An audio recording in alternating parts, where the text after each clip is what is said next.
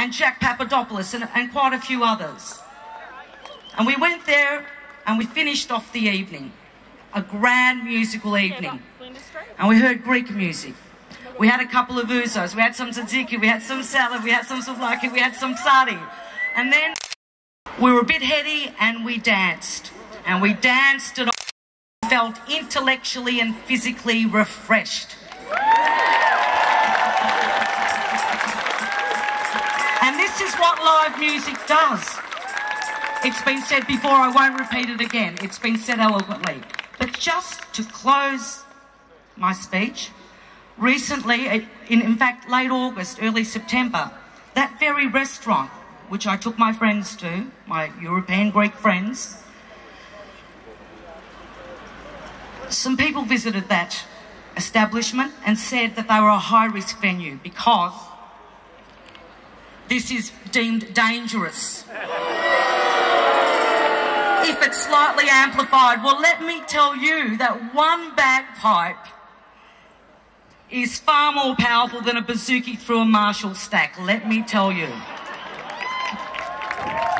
And they were visited and told that they could no longer have live amplified music. Okay. And they could not afford, the guy that runs that venue could not afford to pay for bodyguards and video surveillance. And so he said to my wonderful musician friends that they had to play acoustically. And so that's what they've had to do in the last few months. And it's killed their fingers, crippled their fingers, and they've lost their vocal cords. So it's not a good thing. So all I want to tell you is that we love all forms of music. Do we love all music? Yasas. Irene Bella!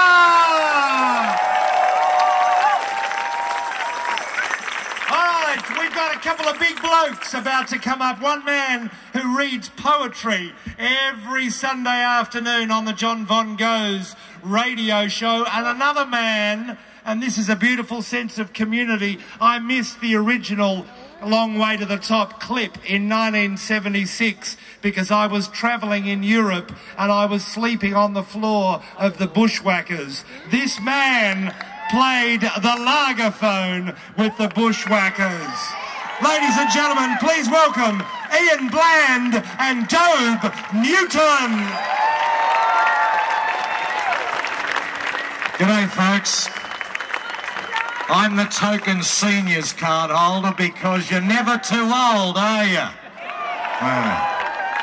Now, I'm like a lot of those other unfortunate people. I grew up in Sydney, but I knew that Melbourne was the live music mecca. We used to catch the train down when we were at high school, never pack any warm clothes, go to the catcher up the road, stagger home to Brunswick in the freezing winds.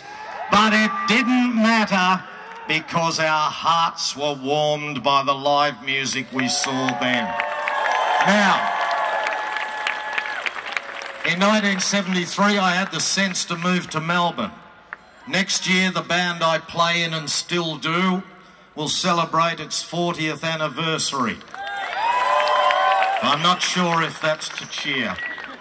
But the thing to say is that without the live venues in this town, some of you might remember the Dan O'Connell and the Polaris Inn.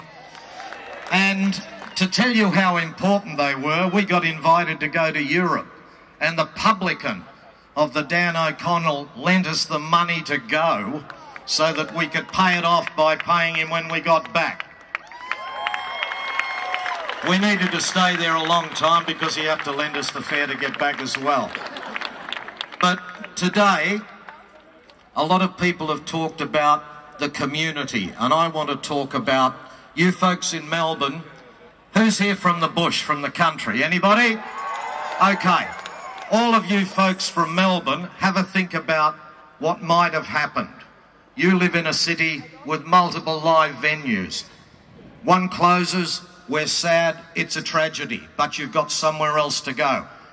These regulations actually had the potential to close down the venues in those country towns that we depend on to tour to and that the industry depends on for its next generation of artists and managers and sound technicians and everybody else.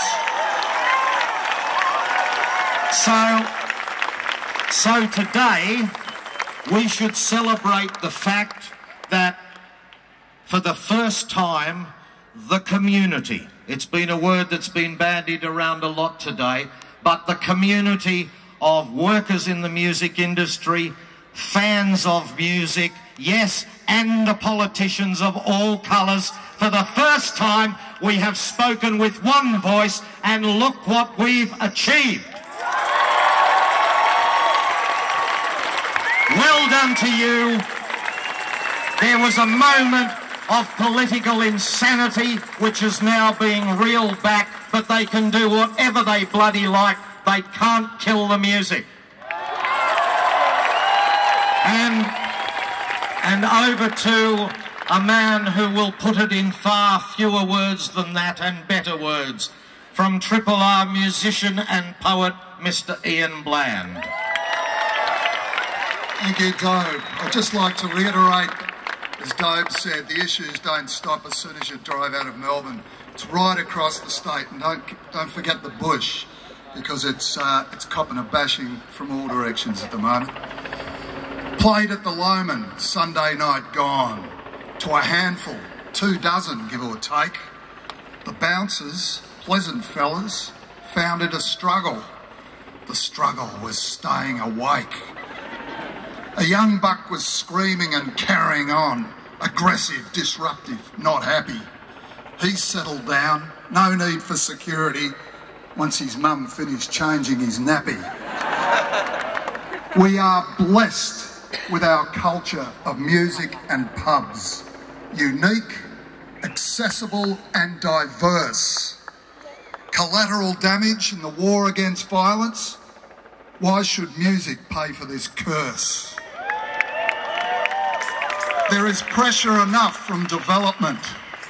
Many lights that shone bright are now dimming. Linking violence to music holds the same logic as linking drowning to synchronised swimming. And there are hundreds of towns throughout the bush accustomed to living with doubt. The pub with no beer, the pub with no music, that's what I call a drought. But pubs aren't charities. And have you met a rich musician? It survives while it stays in the black. Trial and error, taking chances and finding what fits. And by scratching each other's back. And I've rarely seen problems in venues with music. Compared to some bars around town, I feel safer, less threatened when I go to most pubs than I do under lights outside Crown.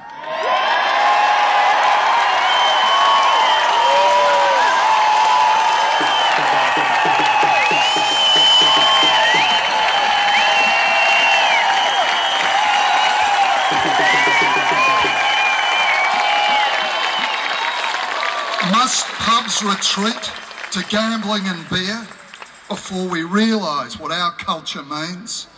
If we're lucky, a jukebox will compete for our money amid the clanging of pokey machines. But it's up to performers, publicans, punters. It's up to us all to ensure those who decree and enforce understand music's not the disease, it's the cure. Thank you.